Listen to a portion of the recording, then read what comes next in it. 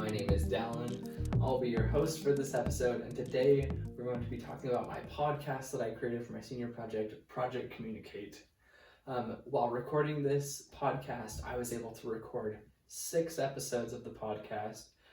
Each episode is around 20 minutes in length, and each episode I interview different people about the ways that they communicate. So in episode 1, I talked to one of my friends, Noah, and we talked about social media and a different perspective than you normally would. In episode 2, we talk about critical communication talks with a nurse. Episode 3, storytelling with a 6-year-old. Episode 4, building interpersonal relationships through the art of sales. Episode 5 is talking about the art of communications, and episode 6 was talking tech with grandparents and how we can use tech to communicate effectively. So I wanted to answer the question, why did I decide to do this for my senior project? I decided ultimately to create a podcast about people communicating because we all communicate so often that I wanted to understand how we communicated with each other more, and I wanted to know if there was certain patterns that were seen.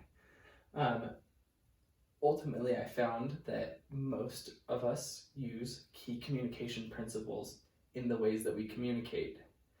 And for the people that listen to the podcast, each episode has a takeaway that they can use from that episode and apply into their lives.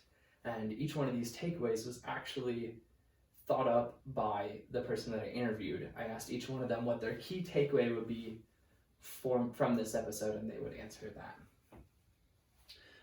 The episodes were published on a podcast platform called Anchor. Here they were able to be uploaded to a bunch of different podcast sites, such as Google Podcasts, Spotify, Pocket Casts, all sorts of things like that. So if you're interested, you can listen to Project Communicate. You can just search for that. Here you can see all 6 episodes that I created, along with an episode 0 that just kind of introduces the podcast. I really appreciate you taking time and watching this video, and thank you so much for watching. I'll see you later.